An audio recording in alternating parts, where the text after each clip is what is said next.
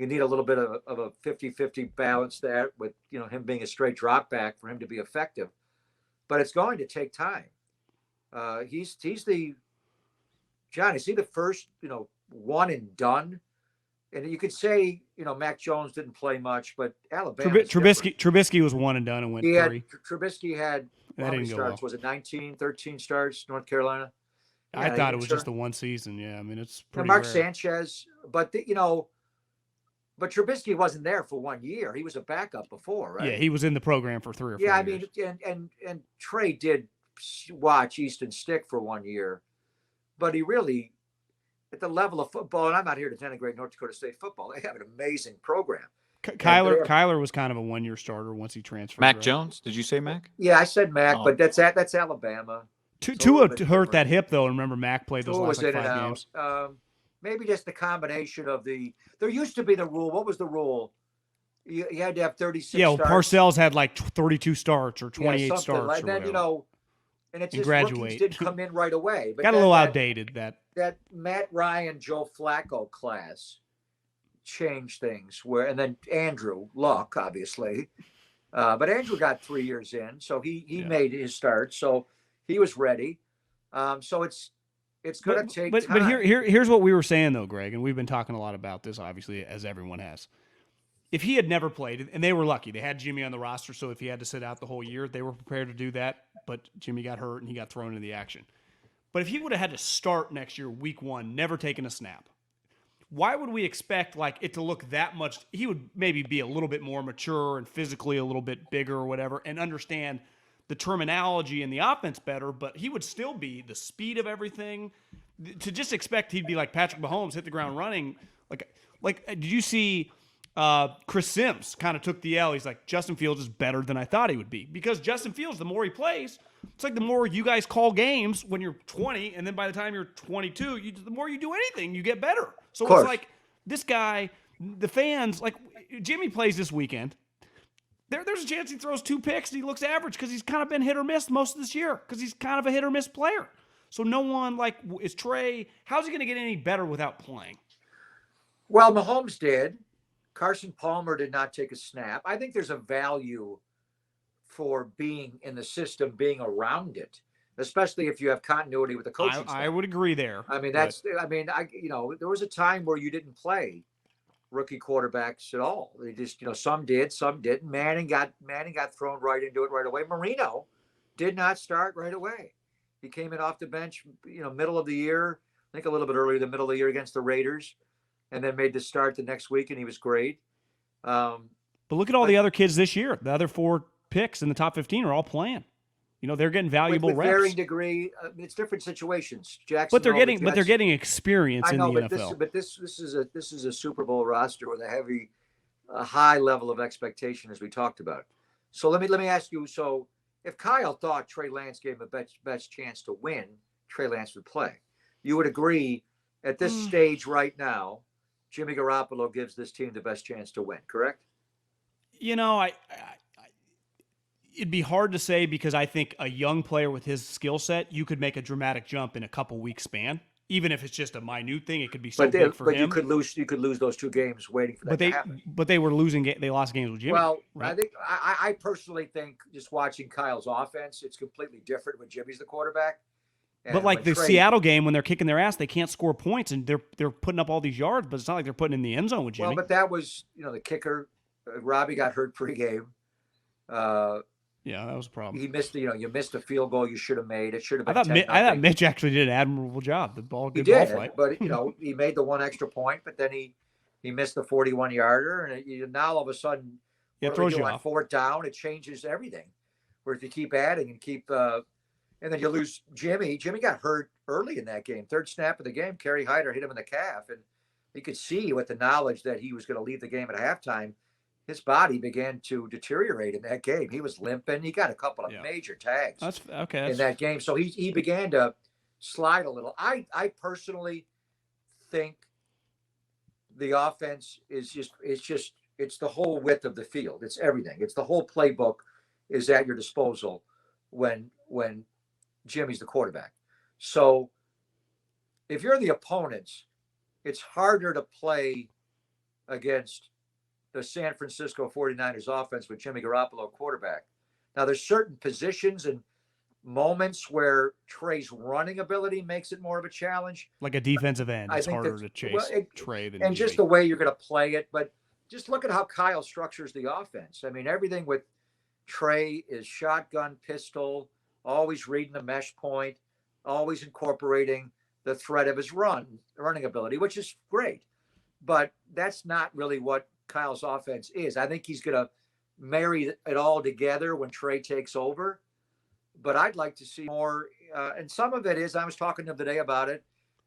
This game Sunday is the first time the 49ers are going to face a 4-3 base team, and the Colts. Everybody else has been a 3-4. And the Colts do have their ends out wider in the wide nine, so it's hard.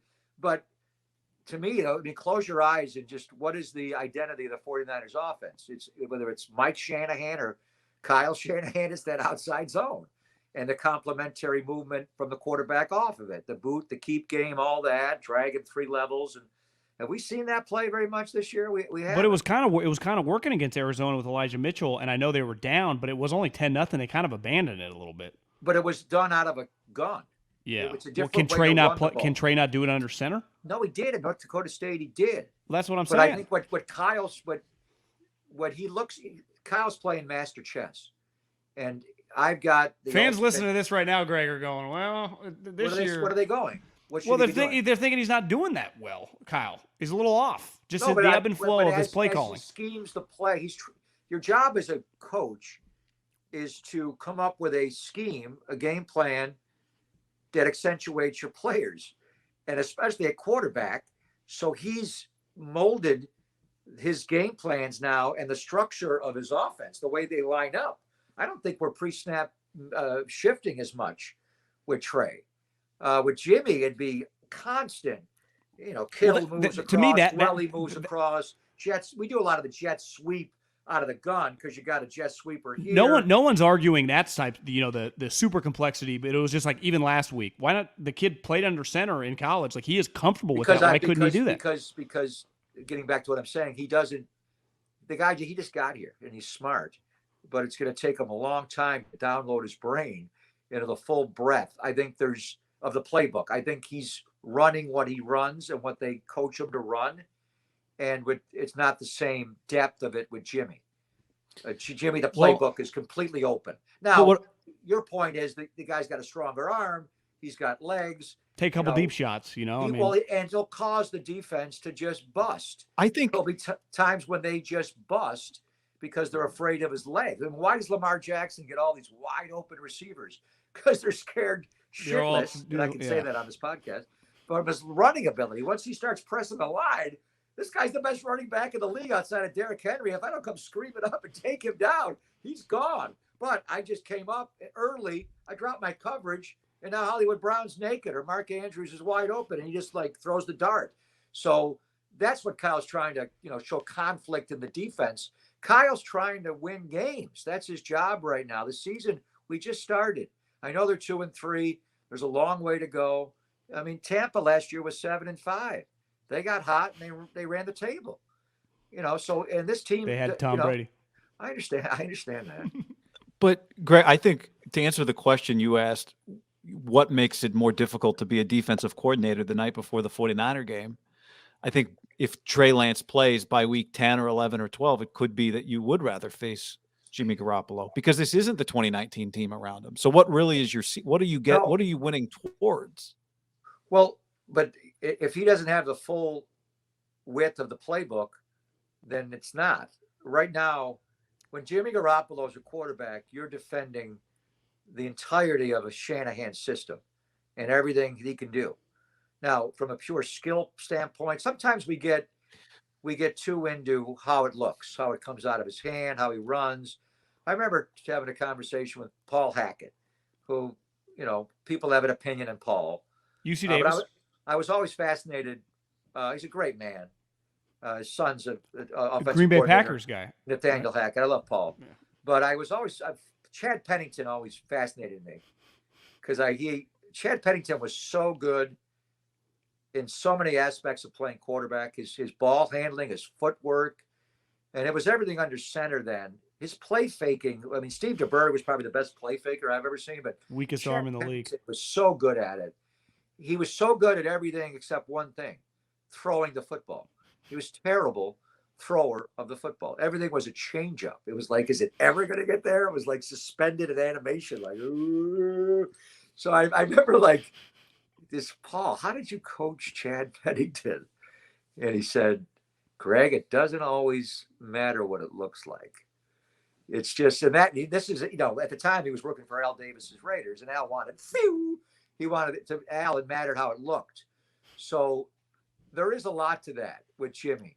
I think we're too into how it looks. And, you know, one thing I wish we had is velocity readings on quarterbacks.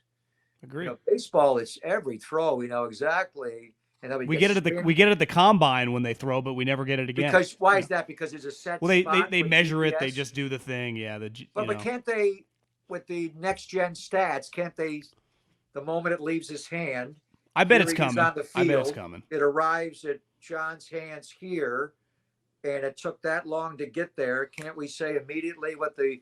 So I think what the point is that Trey, the ball comes out faster. There's no doubt. Is more horsepower. He's far more athletic. He runs away from pressure. If your offensive line is going to be leaky at times, you know, how many times would Jimmy have been sacked in the Arizona game? We could play that game. Yeah. But I think if you asked the other teams, yeah, Trey is someone you'd have to specifically prepare for this player differently than you would Jimmy. But Jimmy's going to bring out the other 10 guys more. But they lack playmakers right now. They don't. Trey's ability to run and always be live in the running game just changes the box count there. So that's where you kind of get into the yin and the yang of where they go here. But it's the age-old dilemma.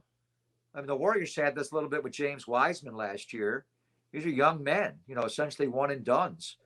How do you prepare them to be able to progress through their career and get the necessary reps and still try to win each and every game?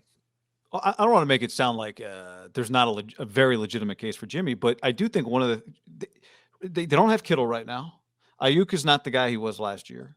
So they do lack just dynamic playmaking, right? When you say you have the whole breadth of the offense for Jimmy, but like what is that beyond? Well, how many times have we seen Kyle just scheme it up where there's wide open receivers?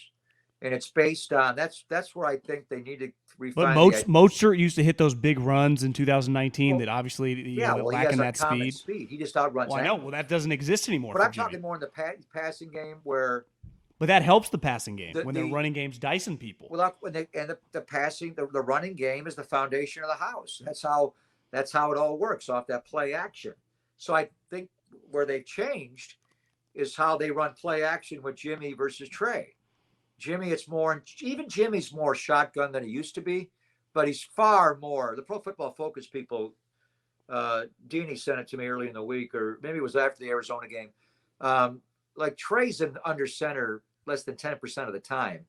And Jimmy, it's less than 50-50. It's more gun than under center, but it's almost 50-50. It's very close. Where to me, it's just, but Trey was raised at North Dakota State under center. So I think they will get there, but in order to use him as much as they can use him, because he can't possibly know everything Jimmy knows. And even Jimmy said this year, I have a better handle on the offense now than when I got here. They traded for Jimmy in 2017. And I know he got hurt one year, but he's been around the program for a long, long time. Trey just can't simply know as much because he hasn't been here as much. And for that reason, they've shrunk it down a little bit like they did when Garoppolo first got here and he went 5-0 in 17. They didn't run everything, but they got him. They repped him and got him up to speed on what they wanted to run for those specific games to run these specific plays. One thing's clear in this division, assuming Russell doesn't demand a trade this offseason, that offense is, in theory, it should be a lot better than it even was. Shane Waldron hasn't gone smooth, but the Arizona offense is, how good is Rondale Moore from Purdue? Holy moly. And the Rams offense is going to be fantastic. I mean, it's just, you got to score points. Yeah. And that's what was crazy about, it's just nature of fans acting like Kyle's a villain. It's not like he forgot football, but they just were not scoring points when they were moving the ball in certain situations, which was when they were on, even last year with some of the backups, and definitely 2 years ago, they were scoring points. The year they went to the Super Bowl, they were the second highest scoring team in pro football. They averaged almost 30 a game, 29.8. Baltimore was higher.